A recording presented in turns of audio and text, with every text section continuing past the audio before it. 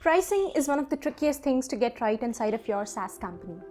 Hey everyone, if you're new here, then I'm Rig, and in this channel we discuss tips, tricks and strategies that can help you grow your SaaS company. So if you're new here, consider subscribing. I release a new video every Wednesday and Sunday to help you scale. In today's video, we'll be discussing some strategies on how you can price your SaaS right. So very often, SaaS founders start pricing based on what they think are the costs of running the company plus an arbitrary margin. This is usually known as cost-based pricing, and this isn't very effective because the beauty of SaaS is you can charge a customer as high as $500 a month while your costs of keeping the customer can be as low as $10 to $20. And by using a very arbitrary margin, you are missing on the value piece and you risk losing a lot of customers or you risk undercharging for your services. The other thing that founders often do is they look at what the other solutions in the market are charging and then they'll try to come up with their own pricing based off of these prices. Now, in a very competitive market, it's highly likely that you will come to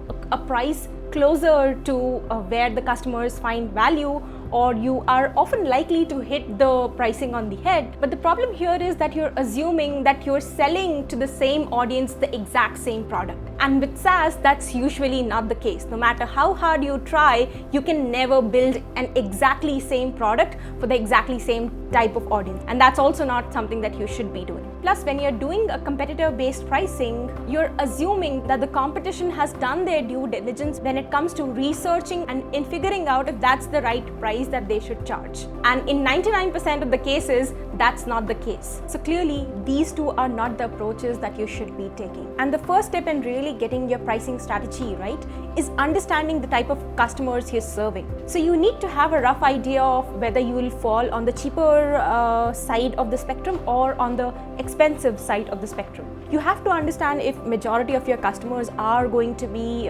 individual contributors who can just put in their credit card and opt for your services, or it's going to be more on the high-end enterprisey tool, because that will really help you understand who you should be approaching and talking to about your pricing. Once you are also clear about in individual segments also, let's say you're serving the mid-segment market, even there, once you are clear about whether you're going behind the smaller customers or the bigger customers, it will be much easier for you to decide a lot of branding elements like messaging, logo, the colors you need to be using, etc. So once you know the type of customers that you're going after, the next step is finding out the upper ceiling by talking to those customers. So you want to talk to these customers and figure out the pricing that they're comfortable with. And if you're charging $100 a month at the moment, then they are not going to come and tell you that, hey, your product is giving me a 200x return, and even if you raise your prices from 100 to 300 or 500, then I'm still going to continue paying and using the product. You have to really talk to them,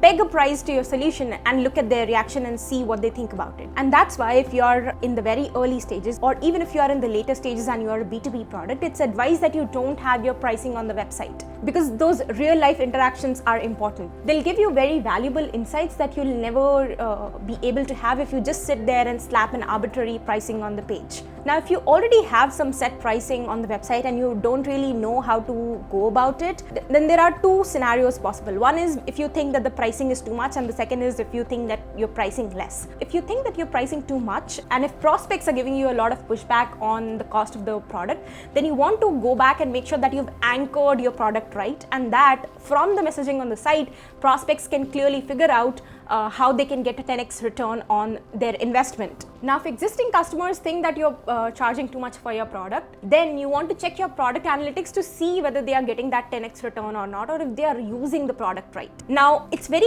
important to also remember that having happy customers does not mean that all of your prospects or customers are going to be happy with your pricing. You want to keep raising your prices until 10 to 20% of your customers give you a pushback and say that they are not going to pay for it. Please don't be very proud when all of your customers are happy with your solution and everybody is paying very happily, because then it's highly likely that you're undercharging for your product. And you want to continuously keep doing this and increasing your prices, because your product keeps getting better over the years, and you want your pricing to reflect that. In the case where you do think that you are undercharging, which is going to be most of the cases, you want to test an increase in price. And you can't just go out and change prices on the site. That's not the way to go about it. There's a process involved. So what you want to do is, first of all, if you are charging anything less than $1,000 and if it's a more self-service model, the first thing you want to do is you want to move your existing customers into a separate legacy tier and let them know that you're planning to increase the prices, but maybe the prices are going to remain the same for them. And then you want to test out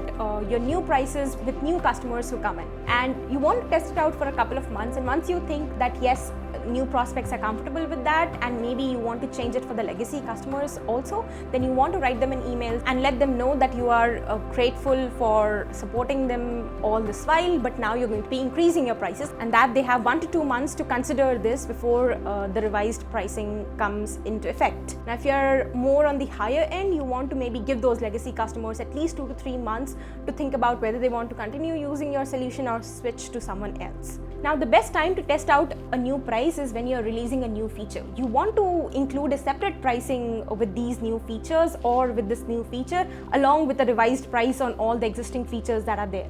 Now, if your legacy customers want, they can upgrade to this new tier of pricing and they'll get the advantages of the new features, and they'll have to pay for the revised pricing as well. If you're a B2B product and your approach is more sales-led, then you want to let all the customers in the pipeline know that you're going to be increasing your prices, and probably if they are considering the solution, they should consider buying within the next 15 or 20 days. Now, you have to be slightly careful because if you're announcing it publicly or to everyone and for some reason you decide to go back to the earlier prices within 20 or 30 days, then customers who acted fast might lose trust with you and wonder if this was a trick. So you want to be careful of announcing this everywhere, and probably if you're a sales-led process, try this in the sales process itself, where instead of giving the prices you normally do, try going for a slightly higher price. So figure out the upper ceiling, that's the second point. The third is thinking about upsells and cross-sells. Now, directly increasing the price of your product is not the only way you can increase revenue or even get to profitability faster. You can think of ARPU, that is increasing the average revenue per user. So think about how you can deliver more value and charge for that. If you're a B2B company in the later stages, then you can probably charge for the support that you give to your enterprise customers. That is, someone from your team works with the company to ensure that they have success with the tool, and you charge for that. Now, this is really for the later stages when you have a lot of case studies and testimonials. If you are in the early stages, it's probably your job to ensure that you work with the company to make sure that they have success with it. There are other ways to cross-sell and upsell also, but just to quickly recap the difference, upselling is the practice of selling a larger package, whereas cross-selling is the act of selling customers additional related products. So if you go to Starbucks and they convince you to opt for the larger cup instead of the smaller cup, that is upselling. And if they convince you to get a cookie or a cake along with your smaller or larger cup, then that is cross-sell. Now, upselling and cross-selling, when done right, can help you do a lot of things. One, it can drastically reduce your Cap Payback period. So SaaS companies often spend as high as $300 to $400 on per $150 subscription, because over the lifetime of the customer, it evens out. And there's only so much you can do to reduce your customer acquisition cost, which is CAC, and the time it takes for the customer to give you enough money that it justifies the cost of acquiring them. Now, don't worry if you're new to all this. I have separate videos on SaaS KPIs and how you can get to profitability faster. I'll link to them at the end of the video. So when you do upsells and cross-sells, you can actually drastically bring down your CAC payback period. And David Skok and a lot of others have talked about this. And a classic case and example is ClickFunnels. They cross-sold digital products along with their software product that helped them fund the growth and drastically bring down their CAC. Second, you'll increase lifetime value of customers. So when you can support your customers by filling what is called the success gaps, that is, if you've watched my video on job to be done, you know that customers don't hire your product because of what it does, but more because it's means to achieve an end outcome. So if you take the example of SurveyMonkey, then customers don't buy or hire SurveyMonkey to make surveys. They do that to collect feedback on the product or know what customers think about the solution. And surveys are just a means to do that. Plus, you have to know how to run those feedbacks, and you'll also need templates to send them to customers. So these are the success gaps. And when you use cross-sells and upsells to fill these success gaps, customers are likely going to have a higher success with your solution and are going to stick around longer. A classic case and example is New Relic. So it's a digital intelligence company that recognized early on that their APM offering, which is application performance management, cannot be the only thing that they sell to customers, and that they have to provide a more comprehensive suite of products to developers and IT heads. So over a period of time, they started adding these additional products and started cross-selling to customers. And because of these add-ons, the base of customers who are spending more than 1 million with them every year has grown by 100%, and their revenue has also increased by tenfold since their IPO.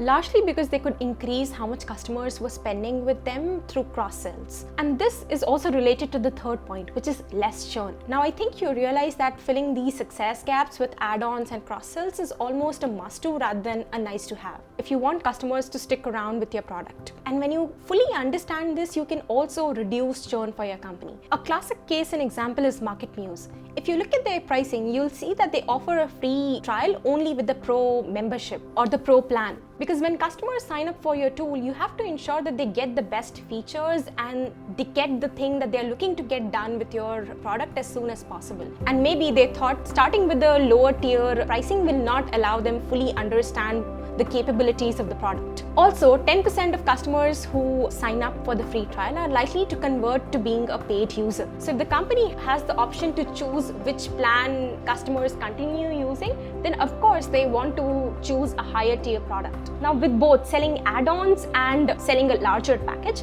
you have to remember that you don't have to do them all at the start. Just get the customer in the ecosystem and get them to start using the product. Keep the customer low profile and get them used to the solution before deciding to make the call. You can always use application discovery methods to upsell like Salesforce does. If you've ever been a Salesforce customer, then you know that 90% of the upgrade process happens because you keep bumping into the limits of your existing subscription. And that's what's made them a $55 billion empire. So those are the few methods of upselling and cross-selling. Now, if you want me to make a separate video on this topic, let me know in the comments below. I'll be happy to do that. And to quickly recap everything that we have discussed, you don't want to go with cost-based pricing and competitor-based pricing, and start with understanding who your target audience is. So figuring out where you fall on the spectrum, whether you fall on the cheaper option side or the more expensive option side. And then the second is finding out what's the upper ceiling for your customers by talking to them and testing out your pricing strategy with new customers that come in. And finally, thinking about upsells and cross-sells. I hope this video was useful. Once again, consider subscribing if you're new here. And as always, this is Mrig, and I'll see you in the next video.